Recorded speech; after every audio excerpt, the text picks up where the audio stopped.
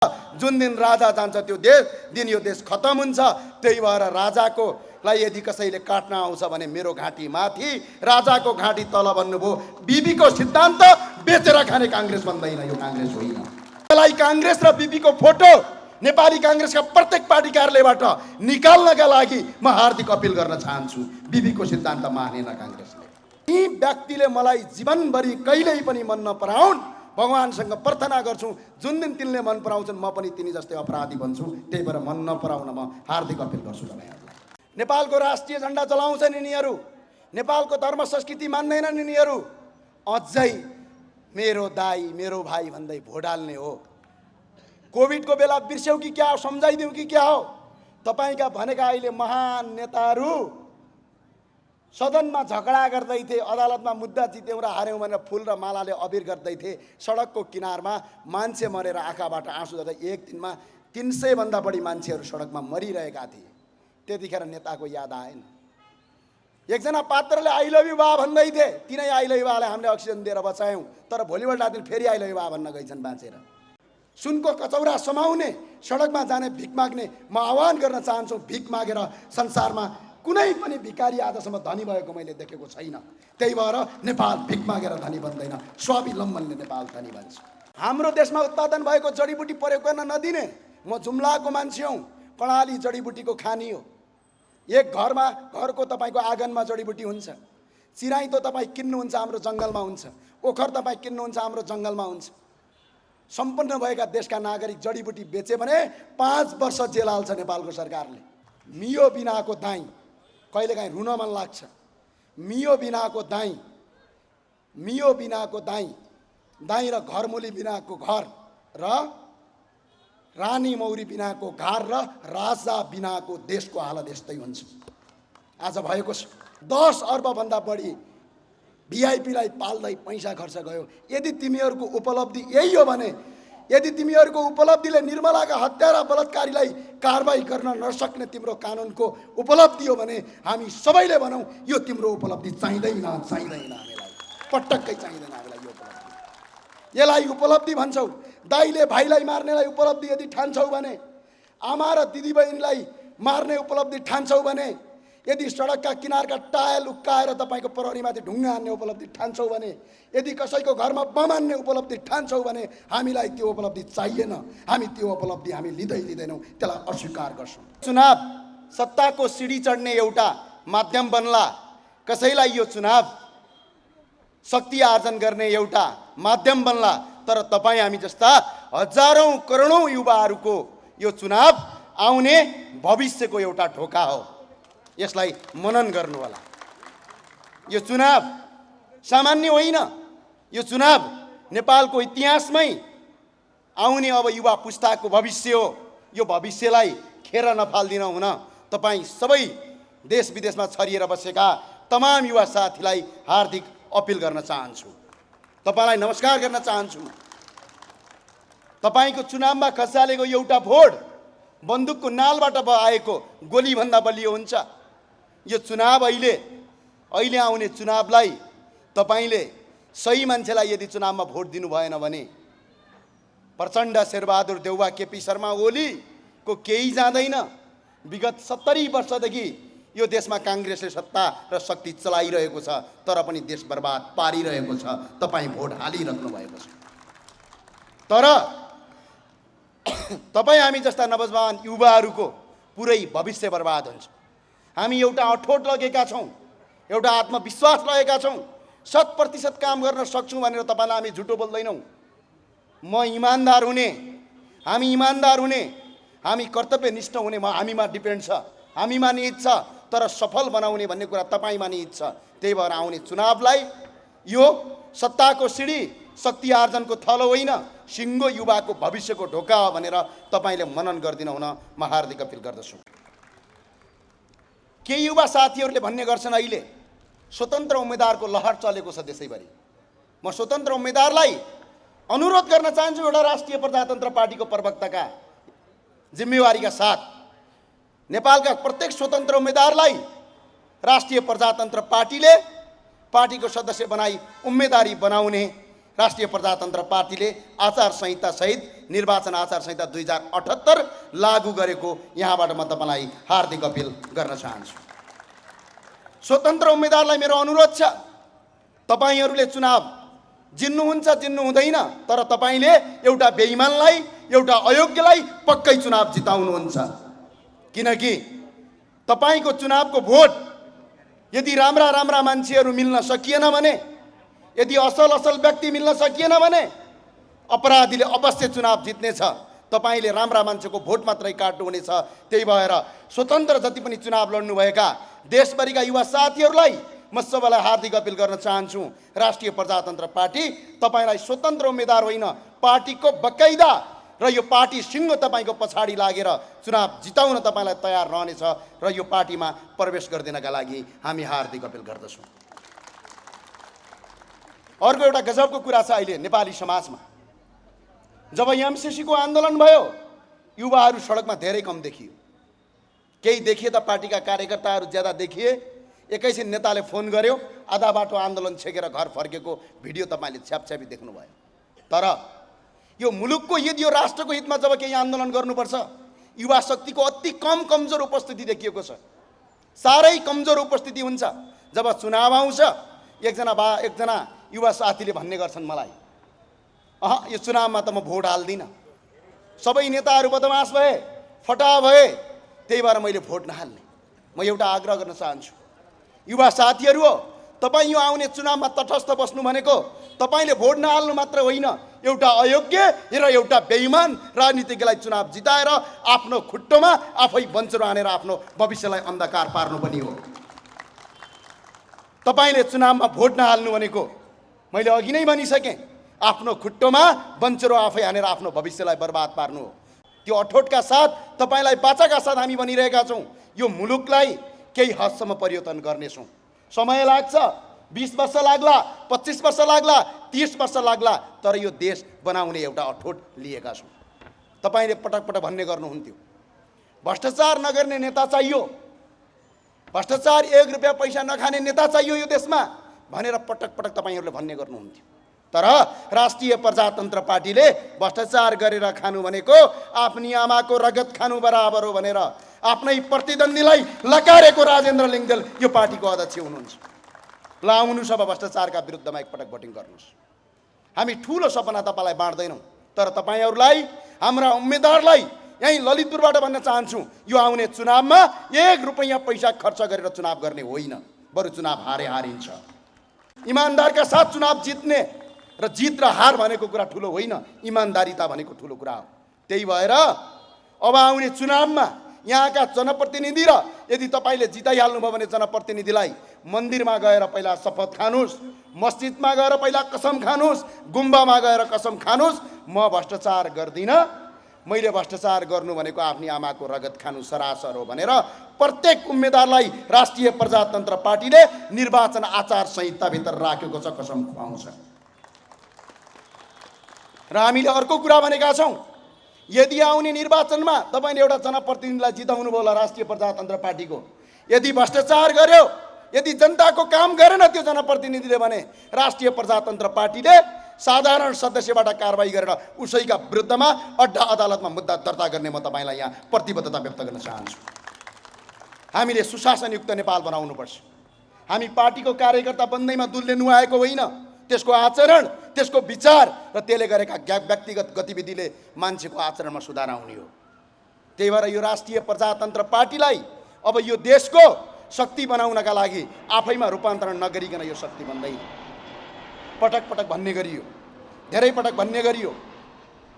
एकछिन तपाईँहरूलाई सम्झिनुहोस् त, 71 वर्षदेखि यो देशमा काङ्ग्रेसले शासन गरिराखेको छ। 71 वर्ष भर्खर जन्मेको मान्छे भइदिए अब 71 वर्षको बुढा भइसक्थ्यो अहिलेसम्म। पटक पटक शासन सत्तामा राख्यौँ। प्लेन अपहरण गर्दाखेरि पनि काङ्ग्रेसलाई साथ दियौँ, ओखलढुङ्गामा आक्रमण गर्दाखेरि पनि तपाईँ काङ्ग्रेसका दाजुभाइले साथ दिनुभयो, दिनु भएन? देशभरि चुनावमा जाँदा साथ दिनुभयो। हिजो माओवादीको टाउको मूल्य तोक्दा पनि काङ्ग्रेसका कार्यकर्ताले शेरबहादुर देउवालाई साथ दिनुभयो। तर आज तिनै शेरबहादुर देउवा प्रचण्डसँग मित लगाएका छन् काङ्ग्रेसका कार्यकर्तालाई। अब के भन्नुहुन्छ? बीपीको सिद्धान्त मान्छु भन्नुभयो तपाईँहरूले, हामीले पनि तपाईँलाई भन्यो ओहो धेरै राम्रो कुरा गर्नुभयो। तर विश्वेश्वर प्रसाद कोइराला बिपीले एउटा कुरा भन्नुभयो, राजा बिनाको देश, यो जबसम्म यो देशमा राजा रहँदैन तबसम्म, जबसम्म यो देशमा राजा रहन्छ तबसम्म यो देश बच्छ, जुन दिन राजा जान्छ त्यो दिन यो देश खतम हुन्छ। त्यही भएर राजाको लाई यदि कसैले काट्न आउँछ भने मेरो घाँटी माथि, राजाको घाँटी तल भन्नुभयो। बिपीको सिद्धान्त बेचेर खाने काङ्ग्रेस भन्दैन, यो काङ्ग्रेस होइन। यसलाई काङ्ग्रेस र बिपीको फोटो नेपाली काङ्ग्रेसका प्रत्येक पार्टी कार्यालयबाट निकाल्नका लागि म हार्दिक अपिल गर्न चाहन्छु। बिपीको सिद्धान्त मानेन काङ्ग्रेसले। र नेपाली काङ्ग्रेसका महामन्त्री गगन कुमार थापालाई मेरो एउटा कुरा भन्न चाहन्छु। तपाईले पटक पटक भन्नुहुन्छ बिपी कोइराला हाम्रो नेता हुन्, हाम्रो विचारको सबैभन्दा पहिला हाम्रो विचारको उत्प्रेरक हुन् भन्नुहुन्छ। तर तिनै बिपीले कहिले भने यो देशमा धर्मनिरपेक्षता चाहिन्छ, कहिले भने यो देशमा राजतन्त्र फाल्नुपर्छ, कहिले भने यो देशमा तपाईको भ्रष्टाचार गर्न पाउनुपर्छ, कहिले भने यो देशलाई टुक्रा टुक्रा पारेर छोटे महाराजा धिराज बनाउनु पर्छ भनेर त्यसको जवाब दिनुहोस्। त्यसपछि जनता कहाँ गएर भोट माग्नुहोस्, होइन भने बिपीको फोटो आफ्नो पार्टी कार्यालयबाट निकाल्नुहोस्। बिपी त अहिले भोट माग्ने ब्रान्ड बनेका छन्। एक दिन यिनीहरूको बहस चल्ने हो भने केसम्म गर्छन् थाहा छ? बिपी नामको हुस्की बनाएर चेस गर्दै जय नेपाल साथी भन्न पनि यिनीहरू बेर लाउँदैनन्। बिपीको सिद्धान्त नमान्ने, बिपीको विचार नमान्ने, बिपीका एजेन्डा नमान्ने, अनि आफैलाई आफै काङ्ग्रेस हुँ भन्ने। काङ्ग्रेस नभनौँ, हामी शेरबहादुर देउवाका घरमा काम गर्ने कामदार हौँ भनौँ, त्यसपछि तपाईँलाई सजिलो र सहज हुन्छ। काङ्ग्रेस भन्न मिल्दैन। र अर्को एउटा कुरा गर्न चाहन्छु, विगत कति वर्ष भयो हामीले नेकपा एमालेलाई अगाडि बढाएको। झापाको आन्दोलनमा काँधमा काँधाले के एक नेकपा एमालेको झापा आन्दोलन केपी शर्मा ओलीज्यू, राधाकृष्ण मैनालीज्यू र तपाईँको अन्य नेताले मात्रै सफल गरेको होइन। त्यहाँका तमाम युवा साथीहरू साथमा थिए, साथमा साथ दिए, हातमा हात दिए। त्यति मात्र होइन, विगत 30 वर्षदेखि यो देशको सत्तामा प्रत्यक्ष भूमिकामा नेकपा एमाले छ। नेकपा एमाले विगत 30 वर्षदेखि यो देशको शासन सत्ता सम्हालेको छ। के परिवर्तन भयो? एमालेका तमाम कार्यकर्तालाई आग्रह गर्न चाहन्छु, अनुरोध गर्न चाहन्छु, तपाईँहरूले हामीलाई भनिदिनु पर्यो कति वर्ष यो देशको प्रधानमन्त्री केपी शर्मा ओलीज्यूलाई बनाउने हो भने मुलुक कायापलट हुन्छ भनिदिनुहोस्। हामी अझै 100 वर्ष केपी ओलीलाई प्रधानमन्त्री बनाउनुहोस्, त्यसपछि देश परिवर्तन हुन्छ भने चाहिँ ल बनाउँला। तर परिवर्तन गर्छन् त? गर्छन् त? जनताले भोट नदिएको हो, जनताले 2074 सालमा भोट दिएको हो, देशमा बहुमतको सरकार बनाएको हो। आपसी मतभेद नमिलेर, आपसी तपाईँको आएर द्वन्द्व नमिलेर तपाईँको एक अर्काको कुर्सीको मोह भएर पार्टी फुटाउने, सडकमा आउने, अनि जनतालाई फेरि चुनाव गरेर अनि केपी ओलीलाई चुनाव जिताउने भनेर जान अलिकति एमालेका साथीहरूले सोच्ने बेला आयो या आएन? त्यही भएर हामीले अनुरोध गऱ्यौँ, आग्रह गऱ्यौँ, एकपटक हामीलाई भोट दिनुहोस्। हामी एकपटकका लागि, हामी पटक पटक पनि माग्दैनौँ, एकपटक तपाईँले भोट दिनुहोस्। सुशासन यदि कायम गर्न सकेनौँ भने आउने चुनावमा तपाईँ हाम्रा विरुद्धमा मुद्दा हाल्नुहोस्, हामी अदालत धाउन तयार छौँ। यसका लागि हामी तपाईँलाई अपिल गर्छौँ। हामीले धेरै झुटा आश्वासन दिनुपर्ने आवश्यकता छैन, झुटा कुरा गर्नुपर्ने आवश्यकता छैन।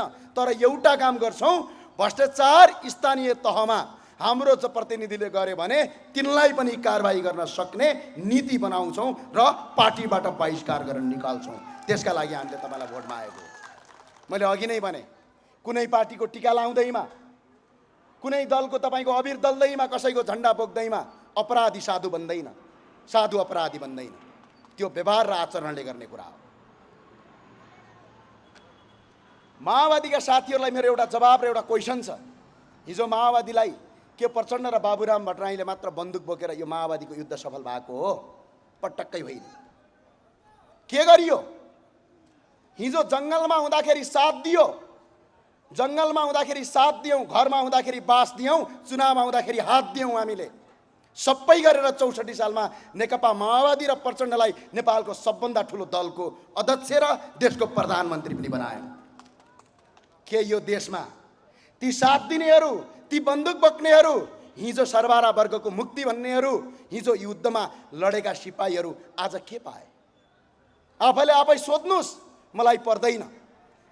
के पाए ती सिपाहीहरूले? के पाए? कि त खुट्टा अपाङ्गो पाए, कि त आँखा फुटेको पाए, कि त घरबार जलेको पाए, त्यहाँभन्दा अरू केही पाए? तपाईँलाई एउटा उदाहरण भन्न चाहन्छु म।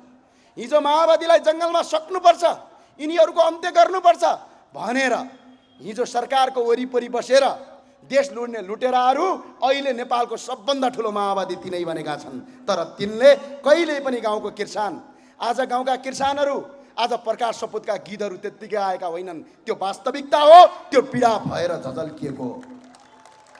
एकपटक सोच्नुहोस्, बाबुरामले एउटा युद्ध लडेको इतिहास छ। रुकुमको खारा आक्रमण गर्दाखेरि बाबुराम गएका थिए।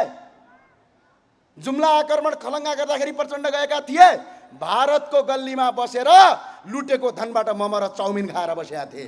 तर दुखी गरिबका छोराहरू, दलितका छोराहरू, जनजातिका छोराहरू, पिछडित वर्गका छोराछोरीलाई बुरुक्क उचालेर काँधमा बन्दुक बोकाएर जुम्लामा झन्डै 300 जना माओवादी मारिए, सेनाहरू मारिए, सिडिओ मारिए, ठाउँ ठाउँमा बम पट्काइयो।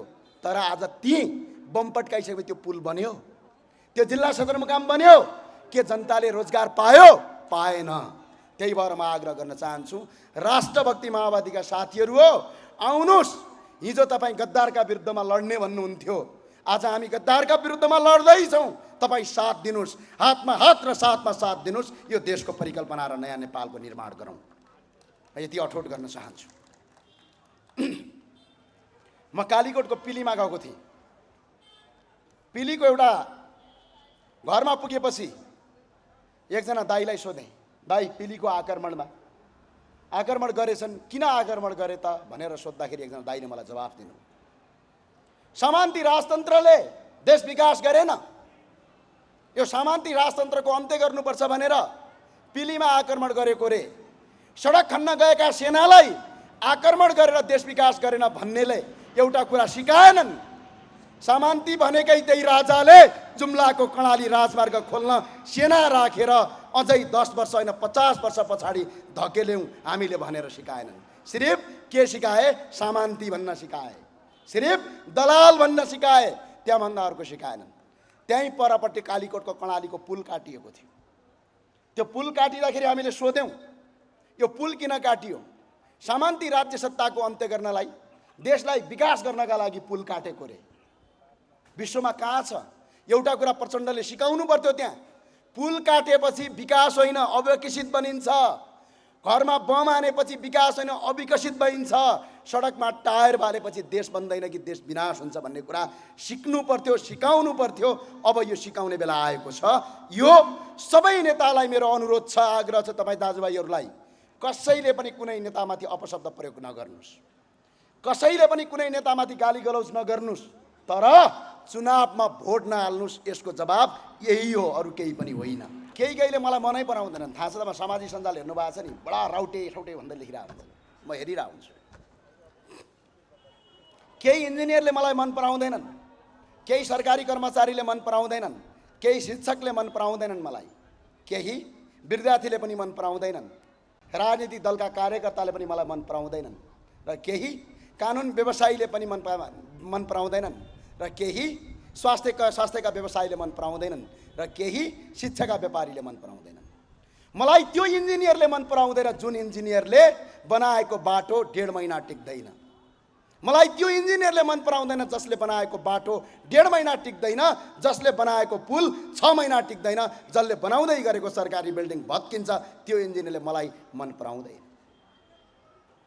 र एक अर्को कुरा, एउटा शिक्षकले मन पराउँदैनन्, गजबको लेखेका हुन्छन् ती शिक्षक, जो सरकार तपाईँको शिक्षकले कक्षा कोठाभित्र विद्यार्थीलाई नैतिकता सिकाउनुको साटो पार्टीको कार्यकर्ता बनेर झोला बोकेर भित्तामा नारा लेख्न सिकाउने, सडकमा टायर बाल्न सिकाउने, देशका ठुला ठुला उद्योग कल कारखानामा बम बनाउन सिकाउने, दाइलाई गाली गर्न सिकाउने, भाइलाई गोली हान्न सिकाउने शिक्षकले मलाई पनि मन पराउँदैन। हिजो आज एउटा भिडियो हेरेको छु, एउटा शिक्षा एउटा स्वास्थ्यका माफियाले मलाई मन पराउँदैनन्, किनकि 10 रुपियाँको सिटामललाई 10,000 लिन्छन् यिनीहरू, 1,000 को औषधि गर्ने उपचारलाई 1 लाख रुपियाँ लिन्छन्। यस्तो अवस्था देशलाई बनाएका छन् कि शरीरको एउटा अङ्गको उपचार गर्नका लागि अर्को अङ्ग बेच्नुपर्ने बाध्यता बनाउने शैक्षिक माफियाले मलाई मन पराउँदैन। र ती विद्यार्थीले पनि मैले मन पराएको देखेको छैन। जुन विद्यार्थीले किताबमा झोलामा किताब बोक्नुको सट्टा पेस्तोल र हतियार बोक्छ, जसले नेपाल प्रहरीलाई सम्मान गर्नुको सट्टा आँखाको नानी फुटाउँछ, जसले सडकमा बिरुवा रोप्नुको सट्टा सडकको बिरुवा उखेल्छ। उदाहरणका लागि बानेश्वरको भिडियो हेर्नुहोस्, ती विद्यार्थीले मलाई मन पराउँदैनन्। म अनुरोध गर्न चाहन्छु, म आग्रह गर्न चाहन्छु, ती व्यक्तिले मलाई जीवनभरि कहिल्यै पनि मन नपराउन्। भगवानसँग प्रार्थना गर्छु, जुन दिन तिनले मन पराउँछन् म पनि तिनी जस्तै अपराधी बन्छु। त्यही भएर मन नपराउन म हार्दिक अपिल गर्छु तपाईँहरूलाई। हामीले पटक पटक कुरा गरिरहँदाखेरि आज यो देशको हालत के छ सम्झिनुहोस् एकछिन। एउटा मात्र यो देशको हालतलाई एकछिन वर्णन गर्नुहोस्। मैले चर्को कुरा गरिनँ। आज यो देशको हालत के छ सम्झिनुहोस् त। भर्खर भर्खर बिहे गरेको दुलहाले भर्खर बिहे गरेको दुलहा र दुलहीले एकअर्कालाई नचिन्दै हातमा लगाएको मेहन्दी सुक्न नपाउँदै श्रीमान विदेश जानुपर्छ। जब घरमा आउँछ आफ्नो छोराले बाउलाई चिन्दैन, बाउले छोरालाई चिन्दैन। सन्तानको मुख हेर्दै बाउआमा बाटो कुर्दा कुर्दै बाउआमा परलोक हुन्छन्। बाउआमा परलोक भएपछि छोरा आउँछ। आज यो देशको हालत यो बनाए। आज यो देशको हालत शिक्षा र स्वास्थ्यका लागि आफ्नो सम्पत्ति बेच्नुपर्ने, आफ्नो घरको सानो छोरालाई पढाउनका लागि एकजना बाबु विदेश गएर कतार र दुबईमा काम गर्नुपर्ने बनाए। त्यतिले मात्र पुगेन यिनीहरूलाई। उपचार गर्नका लागि घरको सम्पत्ति जग्गा जमिन बेच्नुपर्ने बनाए। हरेक कर्मचारीलाई भ्रष्टाचारी बनाए। शिक्षा र स्वास्थ्यमा व्यापार गरेर माफिया लगाए। जताततै होर्डिङ बोर्ड र साइन बोर्ड राख्दै विद्यालय खोले। जताततै सरकारी अस्पतालको गुणस्तर कम गरेर गरे। आज 80 लाखभन्दा बढी युवाहरू यो देश छोडेर विदेश जान बाध्य बनाए। अझै तपाईँ यिनीहरूलाई भोट हाल्ने कि त तपाईँ मान्छे हो कि त पशु हो। म यति कुरा भन्न चाहन्छु तपाईँहरूलाई। एकछिन कहीँ थिए कुनै नेता देखिन्थे? तपाईँका क्रान्तिकारी नेताहरू बैलर कुखुराको मासुसँग मजाले चम्चाले भात खाएको फोटो भाइरल भएको थियो। तपाईका महान क्रान्तिकारी र मेरो दाइ भन्नेहरू कपनको गल्लीभित्र लुकेका थिए। तपाईका महान दाइ अहिलेका प्रधानमन्त्री शेरबहादुर देउवा बुढा नीलकण्ठको आवासभित्र मोज र मस्ती गरिरहेका थिए। सडकमा तत्ताइरहेका थिए। देशका जनता सडकमा रोइरहेका थिए। तपाईको आएर सर्वोच्च अदालत अगाडि बसेर फुलमाला र अबिरको जात्रा गरिरहेका थिए। तैँले जितिस् मैले हारे भनिरहेका थिए। अझै जनता तिनलाई भोट दिन्छौ। त्यही भएर म भन्छु अझै भोट दिनुस्। भोट नदिनुस् भन्दिनँ, भोट दिनुस्, जिताउनुस्। फेरि कोभिड जस्तै त्यस्तै आउँछ। तपाईँको किडनी र कलेजो बेच्नुपर्ने दिनसम्म तपाईँ सुध्रिन हुँदैन। दिनुस् भोट भन्छु। एकपटक यिनीहरूलाई तपाईँले यस्तो अपराध गरिरहँदाखेरि याद छ तपाईँलाई? आज नेपाल प्रहरीले घुस खायो भन्नुहुन्छ। नेपाल प्रहरीले घुस किन खायो त्यसको पछाडिको उदाहरण देख्नु भएको छ। नेपाल प्रहरी कस्तो प्रहरी हो थाहा छ तपाईँलाई? नेपाल प्रहरीको अधिकृत बन्नलाई शारीरिक रूपमा पनि तन्दुरुस्त चाहिन्छ, जो कोही बन्न सक्दैन। दिमागी रूपमा पनि तन्दुरुस्त चाहिन्छ। तर आज त्यो प्रहरीलाई ब्याङ्कको सेक्युरिटी गार्ड बनाएका छन्। अनि देश कसरी विकसित हुन्छ? देशमा दिमाग भएका युवा खाडीमा, शरीर र दिमाग दुइटै भएकालाई सेक्युरिटी गार्ड बनाउने, अनि तपाईँको लफङ्गाले अनि यो देश बनाउने, सडकमा टायर बाल्ने र तपाईँको सिसा फोड्ने, हत्या र हिंसा गर्ने अपराधीले अनि यो देशको नेतृत्वको चाबी तपाईँ जनता दिने, अनि देश बनेन भनेर रुने होइन।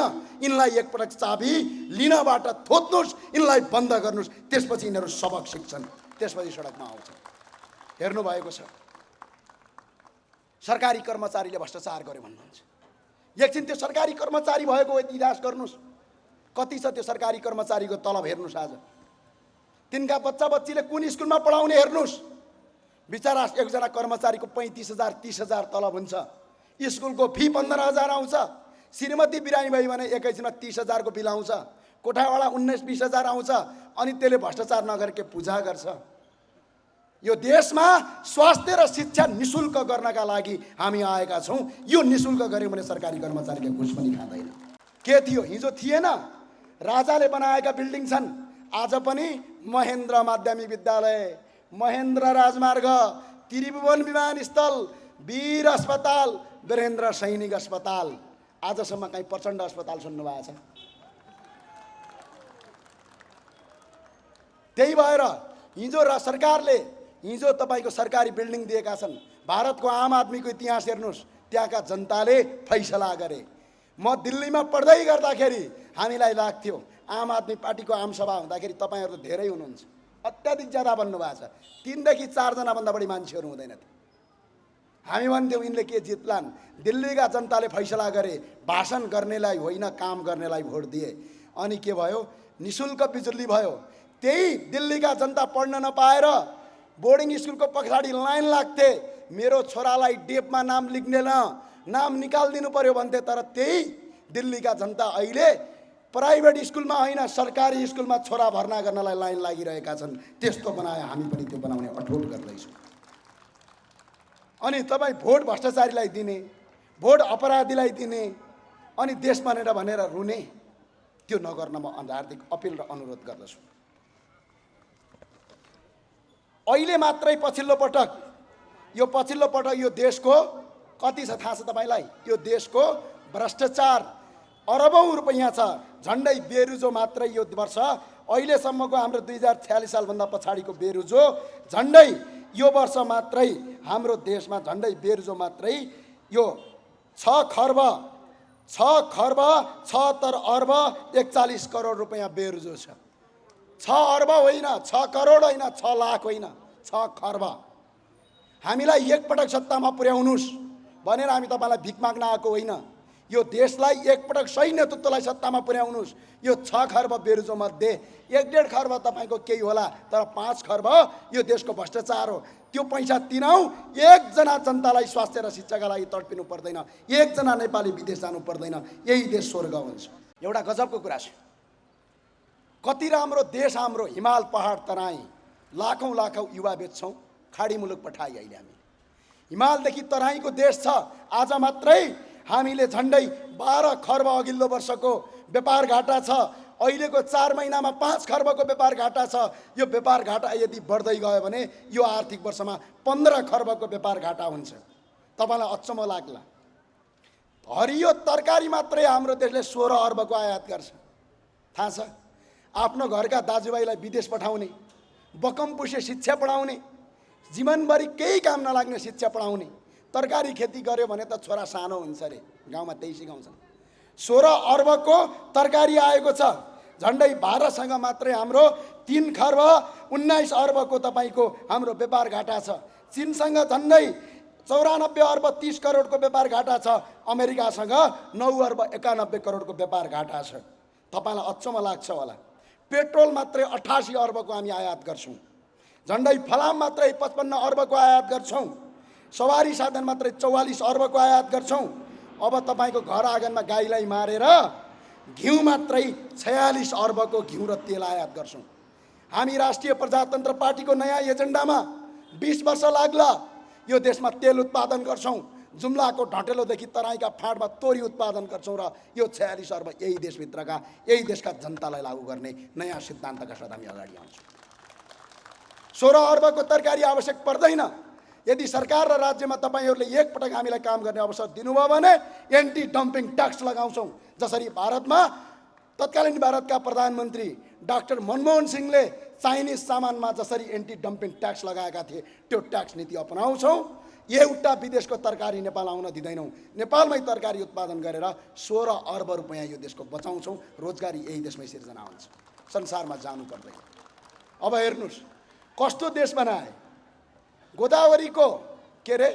गोदावरीको मार्बल निकाल्न नपाइने, राजस्थानको मार्बल किन्न नपाइने है, अनि त्यसलाई क्रान्तिकारी भन्ने फेरि है, गजबको क्रान्तिकारी छ। लोकल मदिरा बेच्न पनि नदिने, देख्यो कि पुलिसले भाटा र लट्ठी हानिहाल्ने। तर स्विजरल्यान्ड र तपाईँको न्युजिल्यान्डका हुस्की र ब्रान्डहरू बेच्दै दरबार मार्गमा रातभरि तपाईँको दारू पार्टी गर्ने यो देश। हाम्रो देशमा उत्पादन भएको जडीबुटी प्रयोग गर्न नदिने। म जुम्लाको मान्छे हुँ, कर्णाली जडीबुटीको खानी हो। एक घरको तपाईँको आँगनमा जडीबुटी हुन्छ। चिराई त तपाईँ किन्नुहुन्छ हाम्रो जङ्गलमा हुन्छ, ओखर तपाईँ किन्नुहुन्छ हाम्रो जङ्गलमा हुन्छ। सम्पन्न भएका देशका नागरिक जडीबुटी बेचे भने 5 वर्ष जेल हाल्छ नेपालको सरकारले। जडीबुटी बेचेपछि जेल हाल्ने अनि भारतबाट औषधि ल्याउँदाखेरि व्यापारी हुने। हामी यो गर्न दिँदैनौँ। यदि बाँचिएछ र गर्न लागि छ भने जडीबुटी बेच्न पाउनुपर्छ, भारतका औषधिहरू बन्द गर्नुपर्छ, यसरी देश बन्छ। त्यत्तिकै देश बन्दैन। अहिले अलिकति रुख काट्यो कि पाप लाग्यो रे यो देशमा, सायद काङ्ग्रेसको रुख भएर हो कि। हेर्नुहोस् है, काठ मलेसियाबाट ल्याउने यहाँ गेट बानेका छन् फलामको। किन बानेका थाहा छ? किनकि काठ महँगो छ भनेर फलामको गेट बानेको। बुझ्नुभयो? एउटा काठ काट्न नदिने, काठ काट्ने बित्तिकै चोर र अपराधी बन्ने, मलेसियाको काठ ल्याएर नेपालका घरका झ्याल ढोकाएर साकोस बनाउने, अनि नेपाली काठलाई कुवाएर भक्काएर तपाईँको आएर सरकारी कार्यालयमा कुवाइएर बनाउने। अब हामी नेपालमा एउटा रुख काट, दुईटा रुख लगाऊ, बल्ल यो देशको उन्नति हुन्छ, प्रगति हुन्छ। स्थानीय स्रोत र साधनको प्रयोग गर्नुपर्छ। म एकपटक चिसापानी गएको थिएँ। कर्णालीको चिसापानी थाहा छ? तपाईँ गाडी चढ्ने बित्तिकै माछा बेच्न आइपुग्छन्, माछा बेच्छन्। तपाईँ सम्झिनु सक्छन्, त्यो माछाको साइज एउटै हुन्छ, किनकि त्यो माछा चिसापानीको होइन, त्यो माछा भारतबाट आउँछ। चिसापानी नदीमा माछा खेर जाने, त्यसलाई प्रयोग गर्न नदिने, तर भारतको माछा ल्याएर नेपालमा बेच्न दिने कानुनका दफा 79सम्म यो देश विकास हुँदैन। यसलाई विकास गर्नुपर्छ।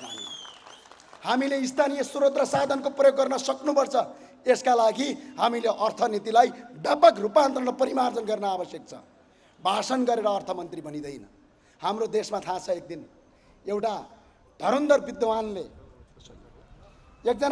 विद्वानले एउटा कुरा भन्दै थिए, यो देशको स्रोत के हो, यो देशको स्रोत के हो, यो देशको सम्पत्ति के हो भन्दाखेरि ती धुरन्धर विद्वानले एउटा कुरा भन्दै थिए। कहाँ हार्वर्डका कुरा गर्थे, कहाँ क्याम्ब्रिजका कुरा गर्थे, तर म आज भन्न चाहन्छु यो देशको स्रोत जम्मा 3टा कुरा हो। एउटा यो देशको जलस्रोत हो, यो देशको सम्पत्ति, एउटा यो देशको सम्पत्ति पर्यटन हो, एउटा यो देशको सम्पत्ति कृषि हो। हामीले वैदिक सनातन सहितको हिन्दू राष्ट्र हामीले त्यत्तिकै भनेका छैनौँ। विश्वभरि छरिएका झन्डै 121 करोड हिन्दू धर्मावलम्बी र विश्वभरि छरिएका झन्डै 58 करोड बुद्ध धर्मावलम्बीका 10% बुद्ध धर्मावलम्बी यो देशमा ल्याउन लागि हो भने काठमाडौँका घरहरू खाली बस्दैनन्। प्रत्येक ठाउँमा होटल व्यवसाय र पर्यटनको उच्चतम बन्छ। यो देश कायापलट गर्नका लागि नेपालमा कार बिक्री गर्नु पर्दैन। यही धर्मलाई अर्थतन्त्रमा राखियो भने मुलुक कायापलट गर्न सकिन्छ। हामीले यो कुरा अगाडि सार्यौँ। हामी के गरिरहेका छौँ अहिले थाहा छ तपाईँलाई? सुनको कचौरा समाउने, सडकमा जाने अनि भिख माग्ने। अब ब्रान्डेड भिखारीको त कुरै छोडौँ, भिख माग्ने, सुनको कचौरा समाउने, सडकमा जाने, भिख माग्ने। म आह्वान गर्न चाहन्छु, भिख मागेर संसारमा कुनै पनि भिखारी आजसम्म धनी भएको मैले देखेको छैन। त्यही भएर नेपाल भिख मागेर धनी बन्दैन, स्वावलम्बनले नेपाल धनी बन्छ। हामीले जनताबाट प्रत्यक्ष निर्वाचित प्रधानमन्त्रीको कुरा गऱ्यौँ। हामीले हावातालमा र मजाकमा भनेका होइनौँ। यो देशमा जनताबाट प्रत्यक्ष निर्वाचित प्रधानमन्त्री हेड अफ द स्टेटमा राजतन्त्र भयो भने आज मुलुक अगाडि बढ्छ। तपाईँलाई थाहा छ, तपाईँका प्रत्येक जनताले भोट हाल्न पाउँछ। आफ्नो देशको प्रधानमन्त्री सदनले होइन, आफ्नो देशको प्रधानमन्त्री सर्वोच्च अदालतले होइन, जनताले चुन्छ, जनताले निकाल्छ। त्यो अधिकारका लागि हामी तपाईँका आएका छौँ। मियो बिनाको दाई, कहिलेकाहीँ रुन मन लाग्छ। मियो बिनाको दाई, दाई र घरमुली बिनाको घर र रानी मौरी बिनाको घर र राजा बिनाको देशको हालत यस्तै हुन्छ। आज भएको छ। रानी मौरी नहुँदाखेरि मौरीहरूले काम गर्न नसक्ने होइन, काम गर्न सक्छन्, उडेर केसर ल्याउन सक्छन्, तर त्यो महको चाका बनाउन सक्दैनन्। एक अर्कासँग लडेर ती मौरीहरू मर्छन्। रानी मौरीले सबैलाई घरमा राखेर महको चाका बनाउँछ। रानी जस्तै यो देशको राजा रानी मौरी हो। त्यही भएर आज हामी आपसमा लडेर मरेका छौँ। राजतन्त्र यो देशमा आवश्यक छ। किन आवश्यक छ मलाई नसोध्नुहोस्। एकपटक नेपालको विदेशमा गएका नेपाली नागरिकलाई सोध्नुहोस्। नेपालको राजाले विदेशमा भ्रमण गर्दाखेरि छाती फुल्थ्यो, आज नेपालकी छोटे महारानीले विदेश भ्रमण गर्दाखेरि टाउको र शिर झुक्किन्छ। त्यही भएर राजतन्त्र आवश्यक छ भने एउटा गजबको कुरा आजकल गर्छन् धेरै साथीहरूले, मैले छोट्याएँ, गजबको कुरा गर्छन्। व्यापक जनआन्दोलनको उपलब्धि भन्छन्। म खोज्छु यो चाहिँ के उपलब्धि रहेछ त? उपलब्धिको रक्षा गर्ने भने सुन्छु क्या बेला बेला यी नेताहरूले, उपलब्धिको रक्षा गर्ने। ए बाबा हो, तिमीहरूकै उपलब्धिले यो देशमा 44वटा संस्थान बेच्यो, 42 लाख युवालाई विदेशमा पठायो, झन्डै 34,665 जना छोटे राजा उत्पादन गर्यो, 17 खर्ब वैदेशिक ऋण भयो। एकजना नेपालीलाई अहिले 64,885 रुपैयाँ जन्मिने बित्तिकै टाउकामा ऋण लाग्दैछ। 884 जना सांसद बनायो, 100 जना भन्दा बढी मन्त्री बनायो, 9वटा सभामुख बनायो, 9वटा उपसभामुख बनायो, 6वटा राष्ट्रपति, 7वटा राष्ट्रपति बनायो। झन्डै 3 वर्षमा 35 खर्ब 20 अर्ब 1 करोड रुपैयाँ तपाईको आएर यिनीहरूलाई पाल्दै खर्च गरायो। त्यतिले मात्र पुगेन, यो देशमा अझै 10 अर्ब भन्दा बढी भिआइपीलाई पाल्दै पैसा खर्च गयो। यदि तिमीहरूको उपलब्धि यही हो भने, यदि तिमीहरूको उपलब्धिले निर्मलाका हत्यारा बलात्कारीलाई कारबाही गर्न नसक्ने तिम्रो कानुनको उपलब्धि हो भने हामी सबैले भनौँ यो तिम्रो उपलब्धि चाहिँदैन, चाहिँदैन, हामीलाई पटक्कै चाहिँदैन हामीलाई यो उपलब्धि। यसलाई उपलब्धि भन्छौ। दाइले भाइलाई मार्नेलाई उपलब्धि यदि ठान्छौ भने, आमा र दिदीबहिनीलाई मार्ने उपलब्धि ठान्छौ भने, यदि सडकका किनारका टायल उक्काएर तपाईँको प्रहरीमाथि ढुङ्गा हान्ने उपलब्धि ठान्छौ भने, यदि कसैको घरमा बम हान्ने उपलब्धि ठान्छौ भने हामीलाई त्यो उपलब्धि चाहिएन। हामी त्यो उपलब्धि हामी लिँदैनौँ, त्यसलाई अस्वीकार गर्छौँ। हामीले त्यसरी भन्यौँ। त्यही भएर सबै साथीहरूलाई म जाँदा जाँदै भन्न चाहन्छु, राष्ट्रिय प्रजातन्त्र पार्टी जिन्दाबाद। हात उठेन। राष्ट्रिय प्रजातन्त्र पार्टी जिन्दाबाद।